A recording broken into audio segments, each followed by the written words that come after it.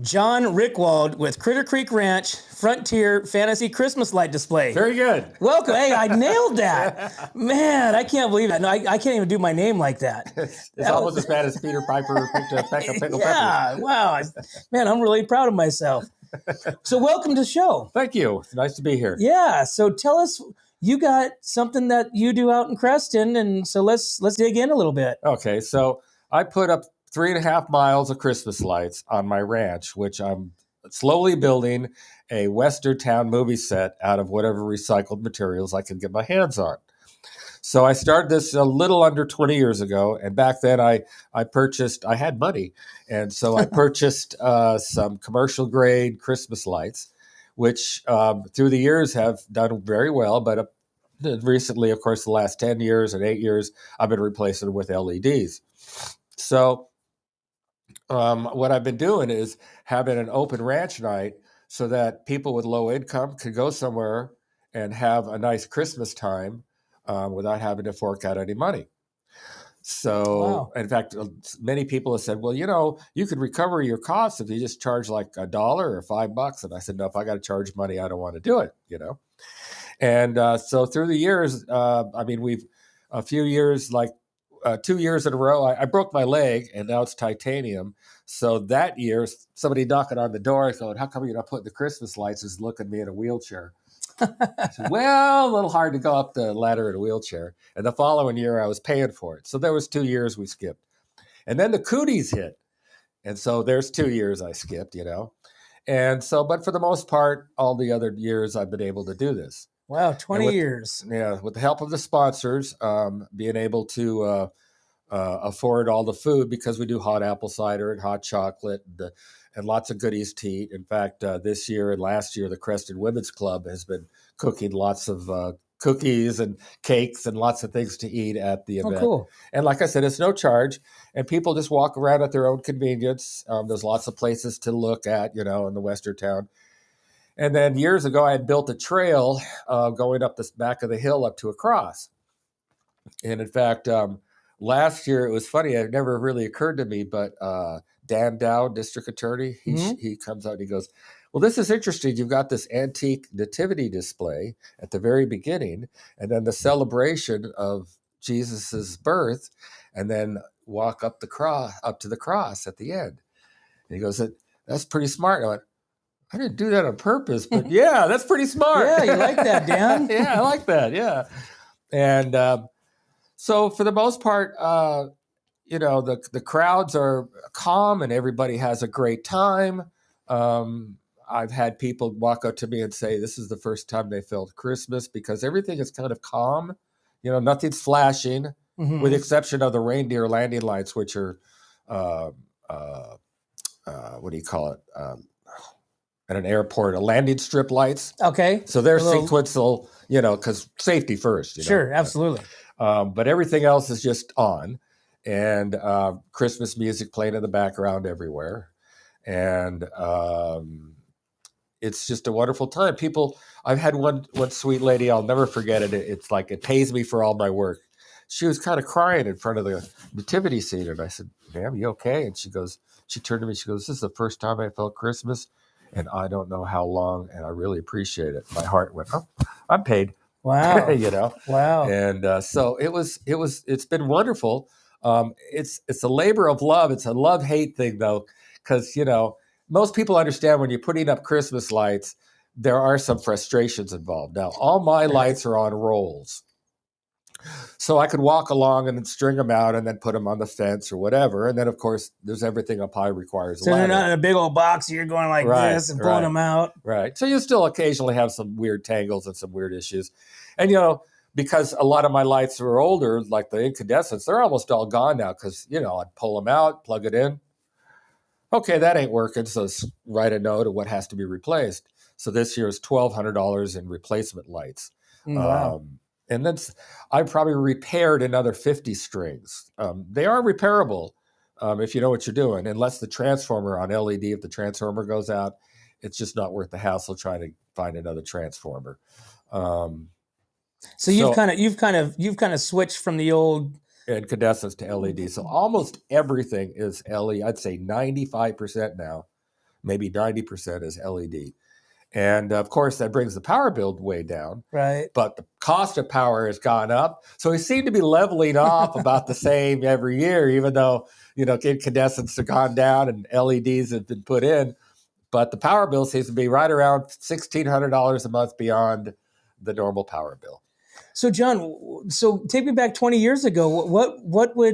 Why did you start this? What was the purpose? Well, it's always been a thought of mine to put up a really beautiful Christmas light display. And I knew I was going to build this Western town kind of movie set. And in fact, 20 years when we moved in, I was ditch witching conduit everywhere for plugs, because back then, knowing that if I was going to do incandescents, you couldn't have 50 strings end to end. You had to have plugs everywhere. So I put all the infrastructure in for that, knowing I was going to do this. And so you already had that vision before you even. Oh yeah, I mean, you're like, we're doing this. Oh yeah. Okay. And I could see it in my mind's eye how beautiful it would be. And even when I'm, even like last night, I drove home and the lights were all on, and I went, it's still more beautiful than even my mind's eye could picture. It's quite the scene. But it's a labor of love for the most part. I mean, I have my moments of frustration, but you're like, now I'm frustrated because it's looking like this Saturday is going to have to be canceled because of rain. I know. And, with all the power and cords, and you just can't have children running around with wet cords. And then there's the trail up to the cross, which would be a muddy mess. So we're going to shoot for next Saturday, 17th. So the 17th. Yeah. And so when you have people come, I mean, what are you talking about? A couple hundred people? How many people tend to show up? So last year, the Telegram Tribune did an article, and we had 2,000 people show up on our first open ranch night. Wow. And that was overwhelming. We were able to take care of, and everybody got goodies and all, and with the help of the Creston Women's Club, who logistics and their husbands were out there helping people park, because they had to park a quarter mile up the road either direction, because my parking lot could hold only so many, and most of which I set up for handicap, so they didn't have to go through all that. And so that was like incredible. We were like at the end of that night at like 9:05, we're like, wow. Right. And then the next, because we have 2 open ranch nights every year, the next night was about 1,000, which is what we're kind of used to, 800 to 1,000 people come through. Just filter through those, because it's what, 5 to 9? Right. So and so most people will, have some goodies. They'll walk up the trail to the cross and look at all the, different things that I've built. And then they'll leave. So most people, they'd be there for like 30, 45 minutes. Some people just plant their butts right in front of the bonfire and go, this is great. I'm not moving. They just bring their cocktails and so sit around the fire. Well, it's a family event. So officially there's no alcohol. But right. There's people bringing their coffee. They're bringing their coffee and tea. Right. And but that's okay. We've never had any concerns really for that. But fun. It's at your convenience. There's no cattle prods to move you along like at some other locations, You know what's really cool about this is I mean, like I said, you kind of reached out to us, and I've never heard about this ever. And that's what I like about this show so much is there's so many cool things that you never hear about. Right. And in fact, I've been doing this so long, and like you said, you've never heard about it. And these flyers are up. There's hundreds all over town that are up. And most people don't, realize it. It was funny about that thing with Telegram Tribune. Obviously, that increased the exposure. And I'd say half those people drove up from San Luis, to see this. Mm-hmm. And then I have neighbors who are, before you get to my house, who lived there for years and didn't even know what was going on, Just so from the road, can you see all the lights and everything? Yeah. Oh, absolutely. Okay. In fact, you come around the bend on La Panza Road and you look off in the distance, and I've had many people tell me it reminds them of driving into Vegas at night in the Black Desert. That big, huh? Yeah, the Black Desert. And you come around the corner and you see all these colors of light. No kidding. And so where's your property at? It's 3897 La Panza Road. That's in Creston. Okay. 3.5 miles southeast of Highway 41. So just right over the bridge.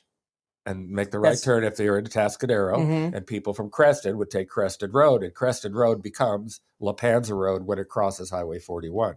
Gotcha. It's about a 20-minute, 15 to 20-minute drive, depending on how you drive from either uh, Atascadero or Paso Robles. So when people, like you said, when people show up there, you said, it's from 5 to 9, and it's pretty much just free will.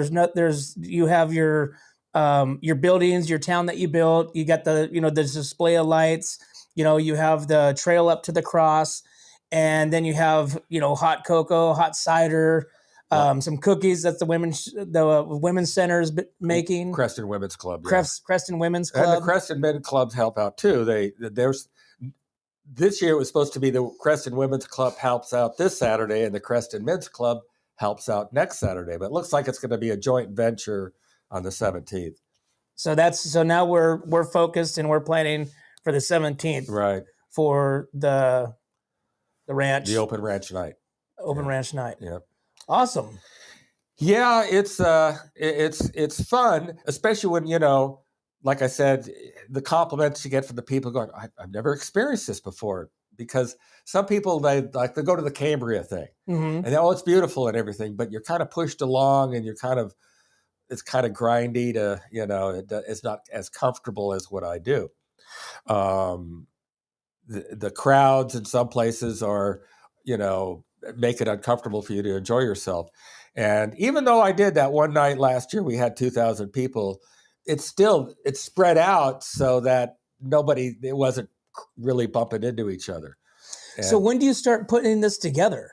I start usually October 1st. Okay. I have everything put away on these shelves in my barn, and first thing I do is take out all the rolls of lights, and then I take out all the extension cords. And normally what I'll do is I'll start with something, the more difficult stuff, just to get it out of the way. And so that's like on the facades of the western town, the higher stuff, the stuff that requires a ladder. So I try to get all the ladder work done, and usually all the ladder work done is by the end of October, with one exception, and that's my antenna tower, which is a big Christmas tree. And I save that kind of for last because weather affects the strings coming off the tower. Mm-hmm. And if they go out, it's a big pain in the butt. Right. And so, in fact, I double up the lights. So if one set goes out, there's still the other set. Oh, gotcha. Smart. Right. And so for the most part, it's 2 months putting everything up. And most of it's pretty easy because once I got the ladder work done, it's groundwork, fence, all the pasture fences, all the border fences around the property. The dry creek gets blue lights on either side of it. The special effects lighting, like at the bridges, I got lighting that hits the dry creek and it looks like water's flowing through it. And then I set up light in between the bridges so that that's lit up in the dry creek. And then I start setting up, I got these commercial grade lasers. It's the only really moving light, but you really don't notice it unless you look up. I got a 500-year-old oak tree. So I got these 3 sets of high quality, high intensity laser lights that are shining into the tree. And it kind of looks like fireflies are moving in the giant oak tree. But that's the only thing that's projecting, and what's under the bridge projecting. No plastic blowups. They're fine if you like them. I don't. And no flashing lights, and everything is just solid. Yeah. Awesome. Well, John, that sounds like a beautiful display. It sounds like it's a lot of labor of love. It's my way of giving back to the community, also. Yeah. Besides the fact that I volunteer for the CERT program, which is the Community Emergency Response Training, which is a national FEMA project to teach people how to be prepared in a disaster. So I'm a FEMA certified instructor. My text with you, it came out I was a female yeah. certified instructor. Yeah, female certified instructor. Yeah, it's like FEMA. I don't know. That darn autocorrect, I right? swear. Yeah. That's funny. So I've been a volunteer for that program for 5 years, and I really feel that's really important. And, the Christmas thing is fun, and it helps bring joy to the community. But I also feel preparedness is important for the whole county. And absolutely. So people have probably seen me like at the Christmas light display in Paso in the red CERT truck, which I put lights on too. And then I go to different events with the truck and display and promote the CERT program. And Awesome. so those are the two things I do for the community. And then I hold down a job working at John Whitford Communications. Yeah, well, there you go. It sounds like you're a busy guy. Yeah, I am. Awesome. Well, Never John, dumb. thank you so much for coming on and telling us about that story and how it unfolded. And so tell us one more time. It's Critter Creek Ranch Yep. Frontier Fantasy Christmas Light Display at 3897 La Panza Road in Creston. And probably going to be canceled this Saturday, but next Saturday from 5 to 9. It's free. And I definitely recommend bringing the kids. And carpooling would be a good idea. Sturdy shoes and dressing really warm.